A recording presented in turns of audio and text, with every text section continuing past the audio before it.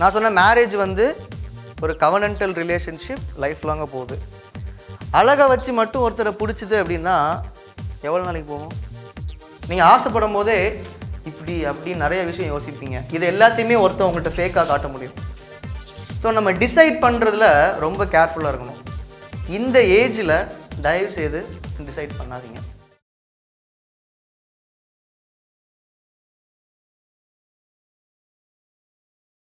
Welcome back to the classroom. We are dealing with premarital relationships. வாங்க தொடர்ந்து படிப்போம்.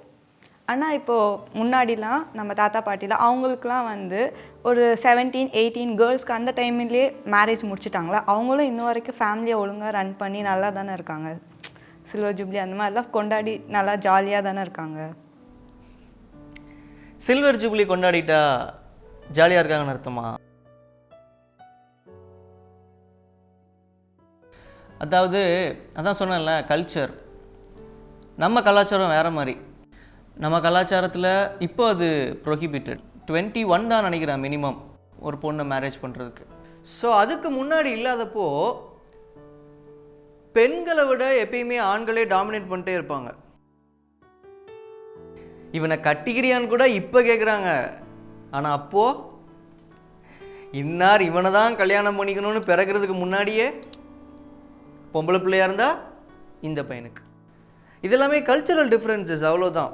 இந்த ஏஜ் இது எல்லாமே முன்னாடிலாம் பாருங்களேன், ஏஜ்லாம் பயங்கர டிஃப்ரெண்ட்டாக இருக்கும். புருஷனுக்கு 30 வயசாக இருக்கும், ஒய்ஃபை பார்த்தீங்கன்னா 19-20ன்னு இருக்கும்.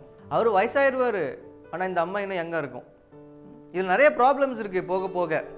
அது இப்போது டிஸ்கஸ் பண்ண வேண்டிய அவசியம் இல்லைன்னு நினைக்கிறேன். இந்த ஏஜ் டிஃப்ரென்சஸ்லாம் இருக்குல்ல, இது எல்லாமே ரூல் அப்படின்னு நம்ம சொல்லிட முடியாது. ஒரு ரூல் சொல்லி இதில் எல்லாரும் அடங்கணும் அப்படின்னு சொல்லவே முடியாது. இப்போ நான் ஃபஸ்ட் சொன்னேன், ஏஜ் டிஃப்ரென்ஸ் வச்சு தான் நம்ம இப்போ எல்லாருமே கல்யாணம் பண்ணிகிட்டு இருக்கோம். அதாவது ஆணை விட ஒரு பெண் வந்து, அதாவது ஹஸ்பண்டை விட ஒய்ஃபு அட்லீஸ்ட் ஒரு 2 வருஷமாவது யங்கராக இருந்தால் ஓரளவுக்கு அவங்களுடைய மெச்சூரிட்டி லெவல் சிங்க் ஆகும். அப்போது 2 சேம் ஏஜில் இருக்கிற பீப்புள் கனெக்ட் ஆனால் அவங்களால சந்தோஷமாக வாழ முடியாதான்னு கேட்டால் சொல்ல முடியாது. இன்றைக்கி இந்த ஹஸ்பண்டுடைய ஏஜ், ஒய்ஃபுடைய ஏஜ் நம்ம ஃபாலோ பண்ணுற இந்த விஷயமே இன்றைக்கி நீங்கள் வெஸ்டர்ன் கண்ட்ரீஸில் பார்க்க முடியாது. வெஸ்டர்ன் கண்ட்ரீஸில் 40 வயசில் கல்யாணம் பண்ணுற லேடிஸ் இருக்கிறாங்க, 35 வயசு ஆட்களை கல்யாணம் பண்ணியிருப்பாங்க.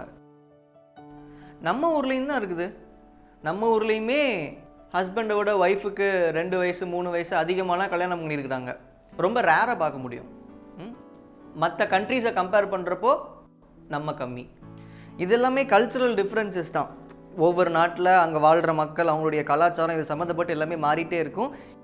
இதுதான் ரூல் அப்படின்னு சொல்லிடவே முடியாது. இப்போ நான் என்ன சொல்கிறேன் அப்படின்னா, இந்த 23ங்கிறது ஒரு மெச்சூர்ட் ஸ்டேஜ், 21ங்கிறது கவர்மெண்ட் சொன்னது. 21லேயே ஒரு பொண்ணை கல்யாணம் பண்ணி கொடுத்துட முடியும். என்ன ஒன்று, அந்த பொண்ணு போனதுக்கப்புறம் தான் சில ரியாலிட்டிஸை புரிஞ்சிக்க ஆரம்பிப்பா. அப்படி புரிஞ்சிக்க ஆரம்பிக்கிறப்போ லைஃப் ஆல்ரெடி ஆரம்பிச்சிருக்கும். ஸோ நீங்கள் டிசைட் பண்ணணுன்னா, இப்போது சீக்கிரமாக கல்யாணம் பண்ணி கொடுக்குறத பற்றி சொன்னேன்ல, இது எல்லாமே அவங்களுடைய சாய்ஸா பேரண்ட்ஸுடைய சாய்ஸா? இப்போ நம்ம பேசிகிட்டு இருக்கிறது நம்மளுடைய சாய்ஸ். 23க்கு முன்னாடி உங்களால் ஒரு தெளிவான சிந்தனை வாய்ப்பே கிடையாது. அப்போ இருந்தவங்க புருஷன் என்ன சொன்னாலும் அமைதியாக இருக்கணும், புருஷன் குடித்தாலும் அமைதியாக இருக்கணும், அவங்களுக்குள்ள ஒரு டிசிஷன் எடுக்கணுன்னாலும் புருஷன் மட்டும் முடிவு எடுப்பார், அது நடந்துடும் வீட்டில். இது பைபிள் அப்படி சொல்லி கொடுக்கல நமக்கு. நம்ம எதை பேசினாலும் பிப்ளிக்கலாக பேசணும். கம்பேனியன்ஷிப், 2 பேரும் ஒருத்தருக்கு ஒருத்தர் சப்போர்ட் பண்ணி, 2 பேருக்கும் ஈக்குவல் இம்பார்ட்டன்ஸ் இருக்குது. மனைவிக்கு கொடுக்குற இம்பார்ட்டன்ஸ் எப்படி ரெஃபர் பண்ணியிருக்காங்கன்னு சொன்னல, ஹோலி ஸ்பிரிட்டுக்கு கொடுக்குற இம்பார்ட்டன்ஸ், ஹெல்ப்பர். ஸோ எந்த அளவுக்கு அந்த ஒரு ரிலேஷன்ஷிப்க்கு பைபிள் வெயிட்டேஜ் கொடுக்குது பாருங்க. சரியா? புருஷன் தான் தலை, அதுக்காக இன்னொருத்தர் வாழ் கிடையாது. ஸோ 2 பேருமே ஒருத்தருக்கு ஒருத்தர் காம்ப்ளிமெண்ட் பண்ணி வாழ்வாங்க. சரியா? ஸோ இந்த ஏஜ் வச்சு உங்களுடைய டிசிஷன்ஸ் மட்டும் தான் நான் சொன்னேன். நீங்கள் தப்பாக டிசிஷன் எடுத்து போங்க, நீங்கள் தாராளமாக சூஸ் பண்ணுங்கள். லைஃப்குள்ளே போனதுக்கப்புறம் அது தப்புன்னு தெரிஞ்சால் திரும்ப வர முடியாது, அதுக்காக டிவோர்ஸ் பண்ணவும் முடியாது, பல்ல கடிச்சிட்டு வாழ்வீங்க, சில்வர் ஜூப்ளி கொண்டாடுவீங்க. பார்க்குறவங்க என்ன நினைப்பாங்க?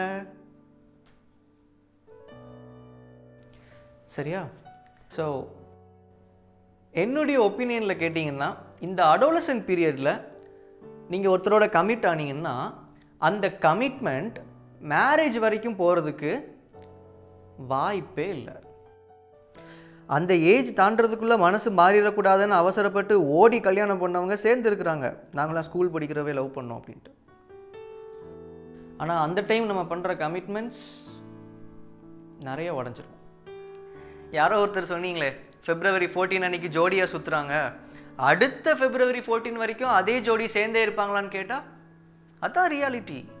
இஷ்டத்துக்கு மாற்றிக்கலாம். அதான் சொன்னல, ஃப்ரெண்ட்ஷிப்பை மாற்றுற மாதிரி ஃப்ரெண்ட்ஸில் நீங்கள் உங்களுக்கு பெஸ்ட் ஃப்ரெண்ட்ஸ் இருப்பாங்கல்ல.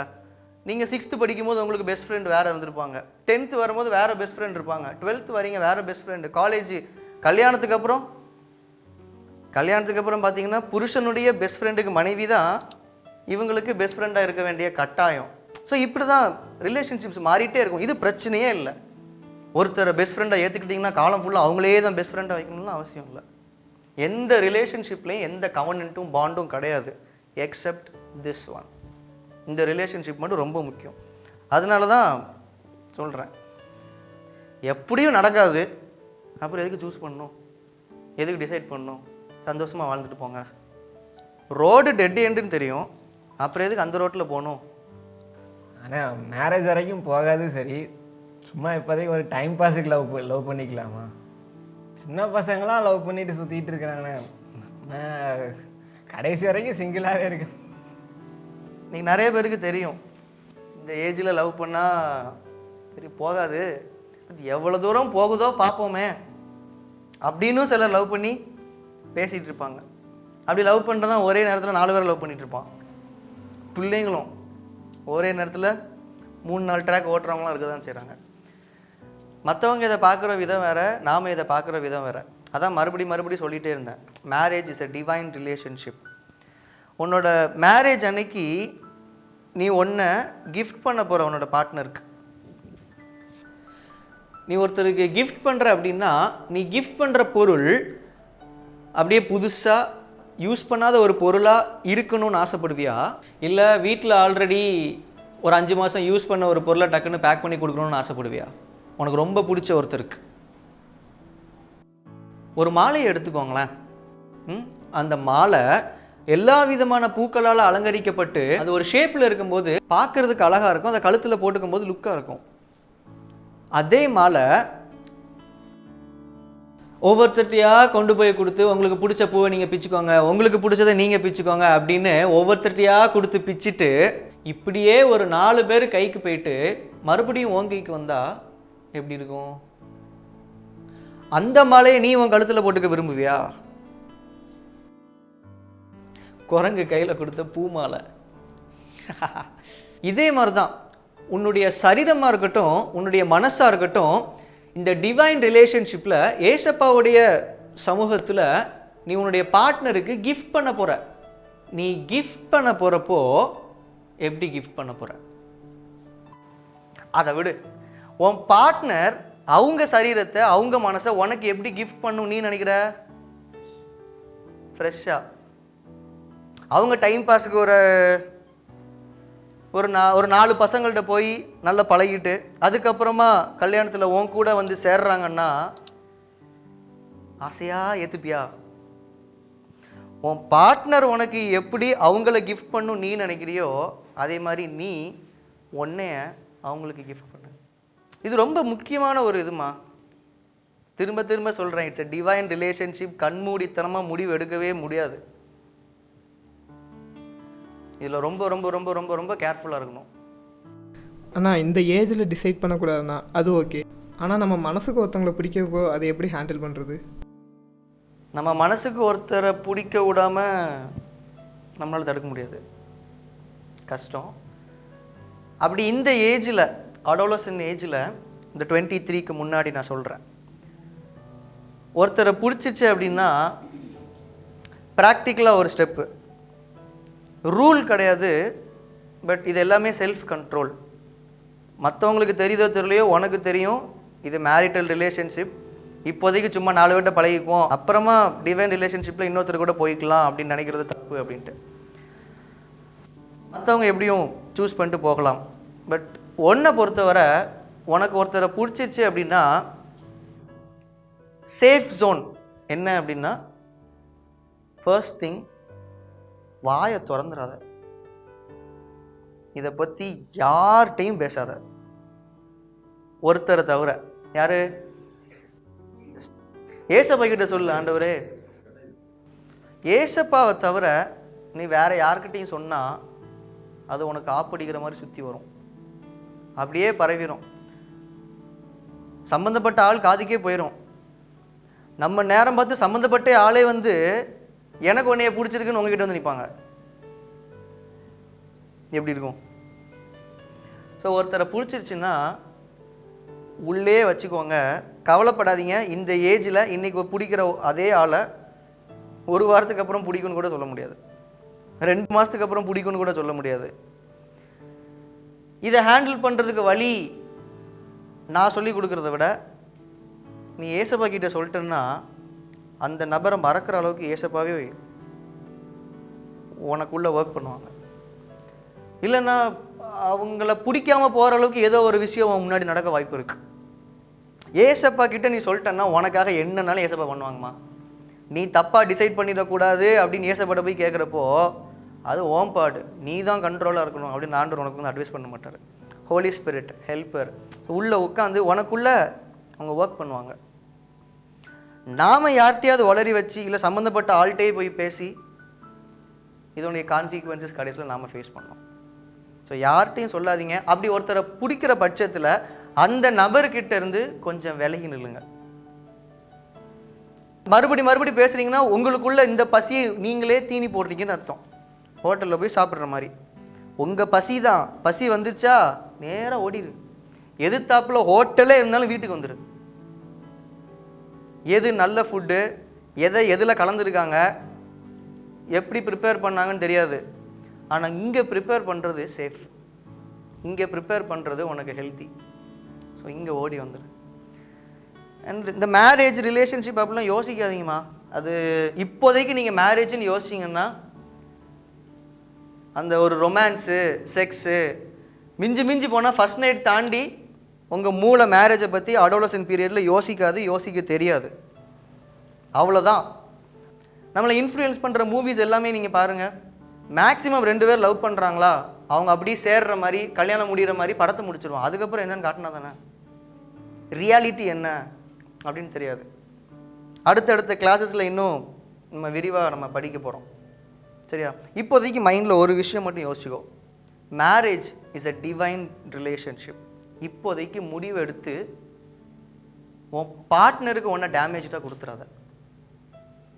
நீ ஆசைப்படுறியோ இல்லையோ, நீ வேணுங்கிறியோ வேணாங்கிறியோ, உன் வாழ்க்கையோடைய 75% நீ இன்னொருத்தரோட தான் வாழ போகிற. பையனாக இருக்கியா, நீ ஒரு 75% ஒரு பொண்ணோட தான் வாழ போகிற. பொண்ணாக இருக்கிறியா, உன் வாழ்க்கையுடைய 75% ஒரு பையனோட தான் வாழ போகிற. அதை உன்னால் மாற்றவே முடியாது. மீதி இருக்கிற ஒரு 25% ஜாலியாக பேச்சுலர் லைஃப் என்ஜாய் பண்ணுங்க. பேச்சுலர் லைஃப் போயிடுச்சுன்னா அதுக்கப்புறம் நீங்கள் திரும்ப காசு கொடுத்தாலும் கிடைக்காது. ஸோ இருக்கிற வரைக்கும் சந்தோஷமாக பேச்சுலர் லைஃப்பை என்ஜாய் பண்ணுங்கள். சரியா? ஸோ இந்த பீரியடில் ரொம்ப டஃப்பான ஒரு விஷயம் என்ன அப்படின்னா உங்கள் ஃபேமிலியோட நெருக்கமாக இருக்கிறது, அட்டாச்சாக இருக்கிறது. நான் சொன்னேன்ல ஃபஸ்ட்டு உங்கள் டேட் தான் உங்களுக்கு ஹீரோ மாதிரி தெரிவாங்க. அப்புறம் வெளியெல்லாம் போயிடுவோம், வெளியெல்லாம் எல்லாரையும் அட்மையர் பண்ணுவோம், வீட்டுக்குள்ளே இருக்கிற ஒரு விஷயத்தையும் அட்மையர் பண்ண மாட்டோம். இந்த ஏஜில் ஒரு சேலஞ்ச் எடுக்கிறீங்களா, இந்த சேலஞ்ச் எடுங்க. நான் ஃபேமிலியோட அட்டாச்சாக இருக்க போகிறேன், அம்மா அப்பா கூடவே இருக்க போகிறேன். ஸ்டூடெண்ட் லைஃபோட முடிஞ்சுதுமா, அதுக்கப்புறம் நீங்கள் போனீங்கன்னா ஜாபு கமிட்மெண்ட், லைஃப்பில் செட்டில் ஆகணும், கல்யாணம் முடிச்சுட்டா அதுக்கப்புறம் உங்கள் லைஃபே வேறு. ஃபேமிலியோட நீங்கள் இப்போ இந்த ஸ்டூடெண்ட் லைஃப்பில் இருக்கிற மாதிரி சேர்ந்து சந்தோஷமாக இருக்க முடியாது. ஸோ இந்த லைஃப், இந்த 25% குட்டியோண்டு இருக்கிற இந்த லைஃப் உங்கள் ஃபேமிலியோட சந்தோஷமாக ஸ்பெண்ட் பண்ணுங்கள். இப்போவே அப்போ என்ன ஆகும்னு யோசிக்காதீங்க. நீங்கள் வேணான்னு சொன்னாலும் இன்னொருத்தர் கூட தான் வாழ போகிறீங்க 75%. Be with your family, enjoy with your family, enjoy your bachelor life. சரியா? இன்னும் நிறைய விஷயங்கள் நம்ம படிக்க போகிறோம். எக்ஸைட்டிங்காக புது விஷயங்கள், யூஸ்ஃபுல்லான விஷயங்கள் நிறைய படிப்போம். அடுத்த கிளாஸில் மீட் பண்ணலாம். Okay, stay tuned. Until then, bye. This is ஃபினி சைனிங் ஆஃப். தனியாக பேசணும்னு அவன் கேட்டாலோ இல்லை தனியாக பேசுகிற மாதிரி ஒரு வாய்ப்பு ஏற்பட்டாலோ ignore it. People you may நோவில் வந்துட்டுனாலே நமக்கு தெரிஞ்சவங்களோ தெரியாதவங்களோ அடித்து விட்டுறது. ப்ரோ புதுசாக ஃப்ரெண்ட்ஸ் க்ரியேட் பண்ணுறது என்ன தப்பு? புதுசாக தெரியாதவங்ககிட்ட பேசி ஜீசஸை பற்றி சொல்லி அவங்கள திருத்தலாம்ல.